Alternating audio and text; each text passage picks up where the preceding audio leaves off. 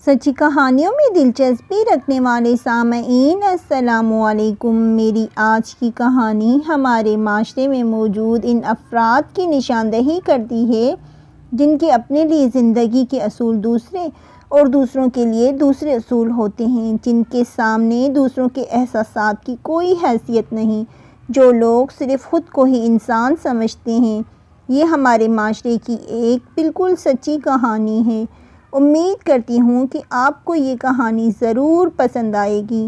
اگر کہانی پسند آئے تو اسے لائک اور شیئر ضرور کیجیے گا تاکہ معیاری اور اچھی کہانیاں زیادہ سے زیادہ لوگوں تک پہنچ سکیں۔ تو چلیں سنیں کہانی۔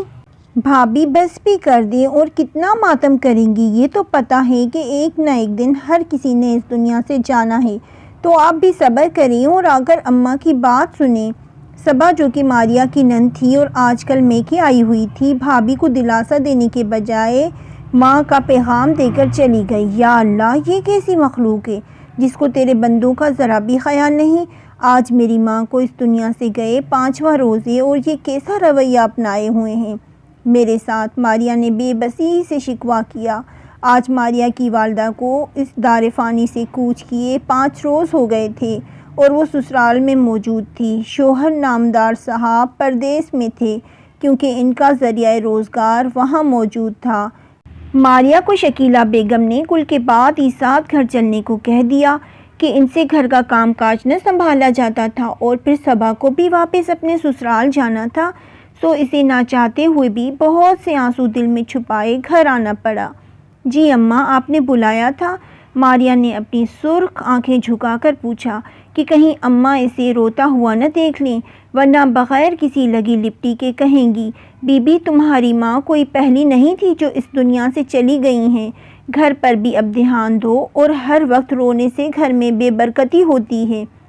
ہاں، وہ آج صبا کی نند کی دعوت رکھی ہے گھر پر، تو تم بریانی، مٹن، قورمہ، کباب اور ساتھ میٹھے میں رس ملائی بنا لینا، اماں بولتی جا رہی تھی اور ماریا ہونک سی ان کی شکل تک رہی تھی۔ یکایک اماں کی نگاہ اس پہ پڑی تو کچھ لمحوں کے لیے وہ خاموش ہو گئیں اور پھر بولیں، پتہ ہے تمہاری والدہ فوت ہوئی ہیں، پر دنیا کے کام ایسے تو نہیں رکتے، اور صبا کی نند پھر گھومنے چلی جائے گی تو بعد میں کہاں موقع ملے گا، اور ویسے بھی صبا نے اصرار کیا تو اس نے حامی بھر لی۔ اماں نے اپنا دکھڑا رویا۔ ماریا خون کے گھونٹ پی کر چپ چاپ کچن میں آ گئی اور دعوت کی تیاری میں لگ گئی۔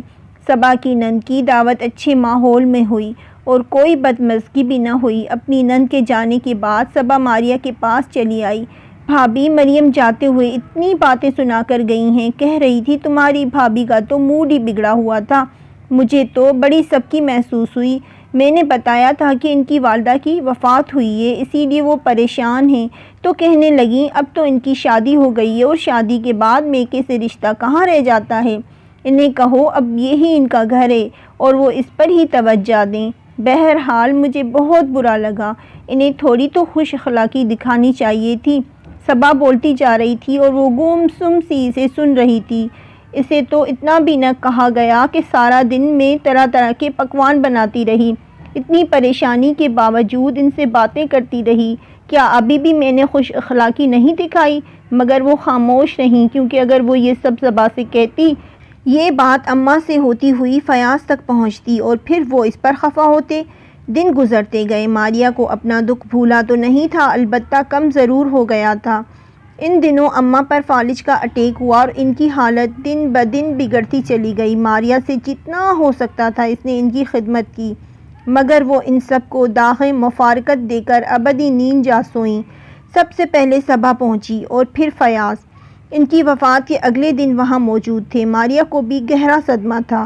بے شک وہ ان کی سگی ماں نہیں تھی، پر ماریا نے ماں سے بڑھ کر ہی ان کی خدمت کی تھی۔ آخری دنوں میں وہ خود کو اماں کے اور زیادہ قریب سمجھنے لگی تھی۔ گھر میں وہ دونوں ساس بہو ہی ایک دوسرے کا سہارا تھیں۔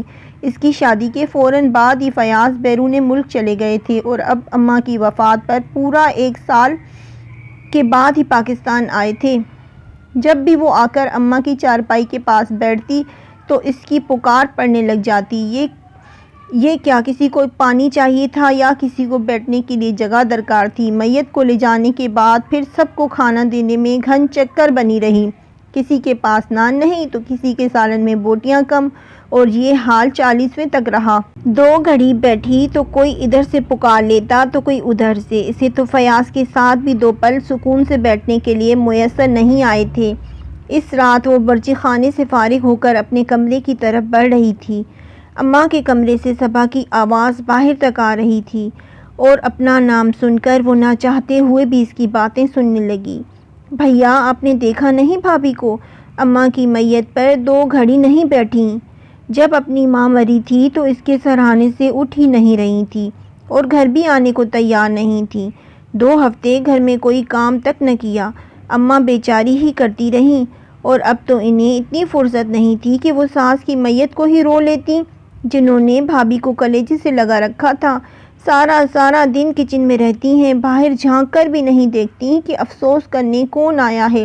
وہ بول رہی تھی، اب بھی ماریا یہ کہنا چاہتی تھی کہ بہو تو ہمیشہ بری ہوتی ہے اور ساس کے مرنے پر جشن مناتی ہے، تو پھر تم بیٹی ہونے کے باوجود اماں کے فوت ہونے کی 8ویں روز بن ٹھن کر سہیلی کی شادی پر کیوں گئی تھی؟